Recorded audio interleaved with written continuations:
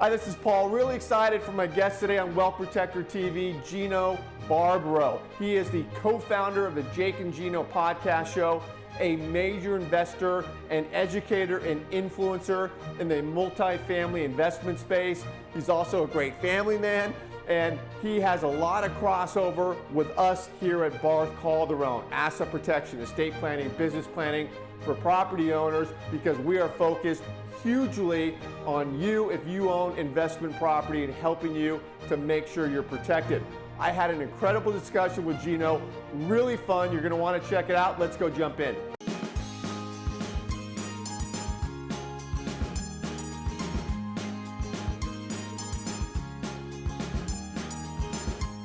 Hi, everybody. This is Paul Hitchcock. Thank you for joining Wealth Protector TV. Really excited to have my friend and guest here, Gino Barbaro, who is the co-founder of Jake and Gino, multifamily investor, family man. Gino, you got everything going on. Welcome. Paul, you called me a bon vivant. I didn't know what that meant. I thought you were cursing at me or something. I'm like, dude, I ain't that smart. So let me look that up. So I guess it's a compliment. So thank you, Paul. Thanks for having me on. Yeah, it's not a curse word, let me tell you, for sure. Oh, man. Well, listen, Gino, obviously you and I got to know each other here, and you're doing so much. And, I'm with Barth Calderon, asset protection, estate planning, business planning firm. But I want to talk about starting out here, what you're doing, and get into kind of our synergy and things we're doing together. I was fortunate back in 2009 to meet my current partner, Jake. I was in the restaurant business for years. Two great immigrant parents, but my problem was when the Great Recession hit long ago, and it seems like we're getting back to that point now. I was stuck in that one restaurant, and I met Jake, and we fortunately started buying assets back in 2013. You guys were working at the restaurant together? He was a pharmaceutical rep. So I was the pizza guy and he was the drug rep. He was coming to the restaurant, getting catering orders and bringing them to doctor's offices. So he's the legal drug guy, right? So it sounds like he's a little bit of a bon vivant himself. But exactly.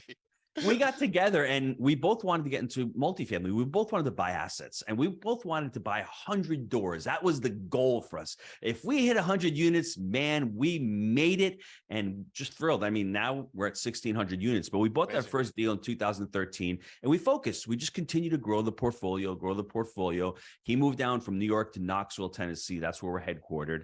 And over the last 10 years, we've continued to buy assets. We've created an education company called Jake and Gino. We do podcasts. We have mentorship platform.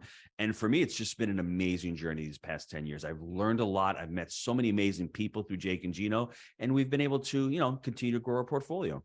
Yeah. And so obviously you and Jake are buddies in addition to business partners. And when you're talking to people, Gino, about getting into the space and what you do, I mean, we were just talking about a program you have coming up this weekend, but what is it you're focused on and how are you helping people? What do they need to know? There's so much you need to know. I think the first thing is multifamily or real estate. It's an entrepreneurial venture. Jake and Gino, we say we create multifamily entrepreneurs. I think the biggest mistake people make when they get into real estate is, I'm going to buy a couple of houses and I'm going to maybe collect some money. No, it's an entrepreneurial venture. And it's great because any real estate adventure, when you're looking to, you want to scale.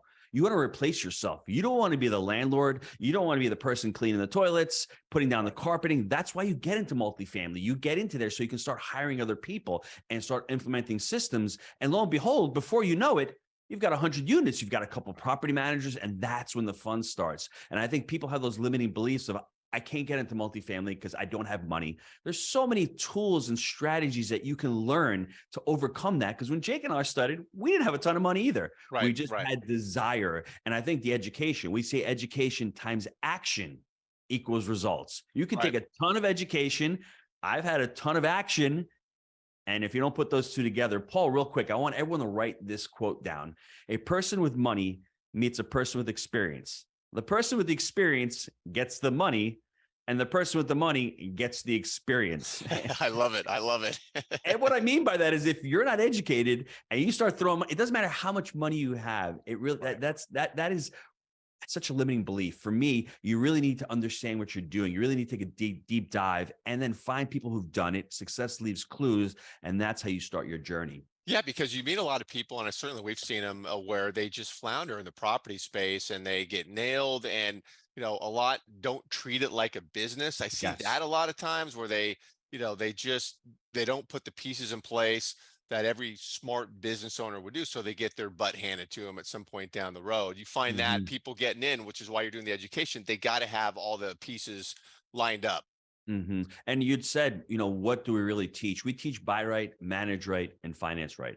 That is our proprietary 3-step framework. When you're looking at a deal, and I think this goes across about even buying a business, you need to buy the business properly. You need to finance it properly. That's why we call it wheelbarrow profits. It's in the shape of a wheelbarrow. Those are the two back legs. You're buying that asset properly. Great. That leg is fixed. You're financing it properly. Bam, those two legs are done. The manage right of the business is the wheel. It's in constant motion. And most people buying real estate, they're focusing on, wow, I'm going to buy this deal. I'm going to finance it. They forget that it's a business and they need to manage it. And I think one more thing that I love to say about real estate, people have the misnomer of I'm making money in real estate when I buy. You're making money in the buy. Obviously, you're doing well in the buy. You need to buy it properly. You're going to cash flow, but you really make money in real estate on the exit. That is when you sell the asset or when you refinance it. That's when the big capital event occurs. You have that capital appreciation or that refinance. You repurpose that equity and you go into another deal. So that's something that I'd like to share with the listeners out there, because everyone's talking about passive income and cash flow, and we need all that, but you need to focus on your exit. And I think when you're building a business, same thing. We're always focusing on building that business to be able to exit that business, or at least to have it so all the systems are set up so that business is running properly and efficiently. Could the exit be passing it along to your kids or something like that? Absolutely. That's Great. right. Yes. And it's more incumbent upon you. You're a financial steward and you're a steward of that business. So how do you pass it along? By not having that business rely solely upon you. And that's a great point that you make. At 1,600 units, obviously, that these assets are not incumbent upon me. Jake has got property managers. We have a COO. We have regionals now. I mean, it's just been a slow process, but I think that's the same thing with the business. Setting yourself up properly so the next generation can take over. Yeah, no, very interesting comment. And the people you're working with, Gino, are they just all walks of life, people that you're counseling and teaching, from just onesies and twosies to people that want to just go gargantuan? Who are they? That's a great question. What we've tried to do is we've tried to narrow it down. I mean, our students have closed over 60,000 units over the last 6 years. They've raised over $350 million. Right. That's over $4 billion in assets that they've closed. Yeah. And what we've seen, the students that have really excelled, there's three different, I guess, personas or avatars. The first ones are people who are in single families, fixing and flipping, doing the same thing, paying returns, having to go out. They're like, I see multifamily. I need to start buying assets that start creating income every month. The second type is, if you're a lawyer, you're a doctor, you're a small business owner, you're getting creamed by taxes. That multifamily thing looks really good. And the third type are people who are in multifamily, who've got deals, may have 10 units, may even have 500 units, but they're like, I need to scale and I need to start implementing systems. So those three types of people that really we work with that really excel.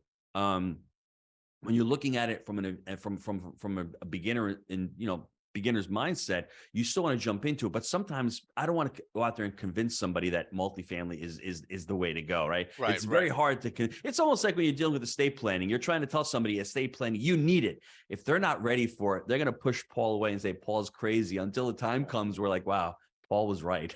Yeah. Life happens, right? Life happens, and then they say, okay, I got to do something about it. Which I want to get into that in a second.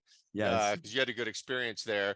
One more question I wanted to ask you is, how do people start out with you? You say, people seeing you for the first time, and I can't imagine they don't know you, you're everywhere, but if they do come in, how do they get into your ecosystem? What do you recommend? What I would just say is just go to JAKEANDGINO.com. I mean, we have daily podcasts. We have a how-to. I do a podcast with my wife. It's called the Julie and Gino Show. That's like my favorite podcast is I get on, I tease her, but we talk about family relationships. We talk about spouses working together. I mean, creating impact and really enriching your life, because we're out there making money. We're out there doing all this stuff. But if you don't spend time with the family and if you don't grow, with your spouse, what's it worth? I mean, not worth it. It's so important. It is not. So just go to JAKEANDGINO.com. You'll get in there. You'll see the books we've written, the podcasts we've done, the webinars we host every month, and you'll just say, wow, these guys are doing a lot of stuff. Yeah, because when I first met you, I was started to brag to you about my 4 kids, and you blew me away with your family. you just pushed me down. You have how kids? What? Yeah, what? 8, 9, 10, 6, 7? 6. I stopped at 6. So No more. more. No mas. No mas. No, that's great. We're both family guys, and I think we bonded over that. Both love our families. So tell me about. Obviously, I'm at Barth Calderon.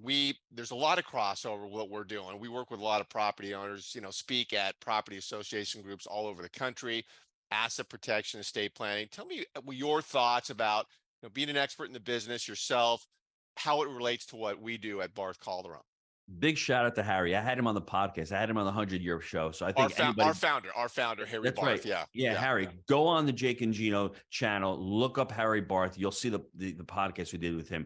I actually sent the interview to my accountant, who's about 60 years old. Guy knows it all. My accountant. He's like, well, that guy's really smart. He knows it all, because I know he knows it all. So Todd, if you're listening, big shout out to you. But really, I had an amazing conversation with him. I've actually had the experience of working with him over the last month, working with Harry. My mom needed some estate planning. It was a very painless process. My mom is in her 70s. She's never used a computer before. I actually sat next to her on Zoom, and it was great. I mean, my mom is like, you've never met him? You never shake his hands? No, Mom. I said, I got on a couple times. I've spoken to Harry.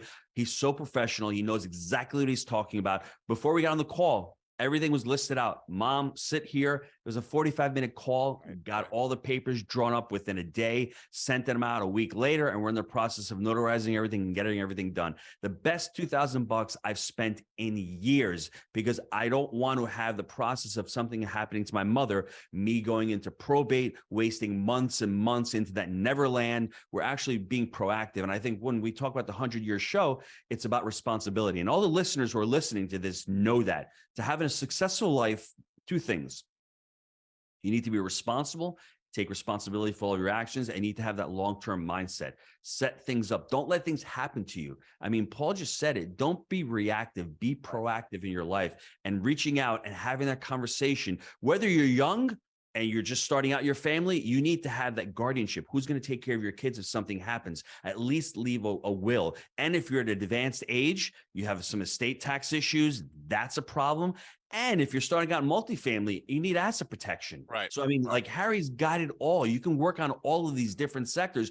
Don't wait. Start having that conversation, because you're going to look back 5 years from now and go, I've created some nice assets here. What do I need to do? You don't want to get to that point where you're running with a chicken without a head. Start the conversation today and see where you are. And I will guarantee you, Harry and his team, they will have a way to help you out wherever you are in your life right now. Well, Gino, you're very kind to say those things. Harry's a great guy. And yeah, it's interesting you mentioned estate planning, asset protection, because the way we define it is the estate planning is going to happen to all of us no matter what, right? I mean, it's an inevitable in life, and you either make the decision to take control of it yourself, or you let the government do it.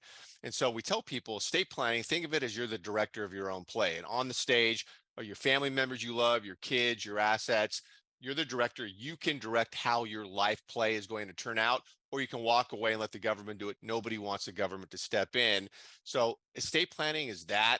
Take control of it. The asset protection, we say, okay, is it going to happen to you? Maybe, maybe not. This is the random nature of life, right? Life coming at you, twists and turns, and it is being prepared when the seas are calm.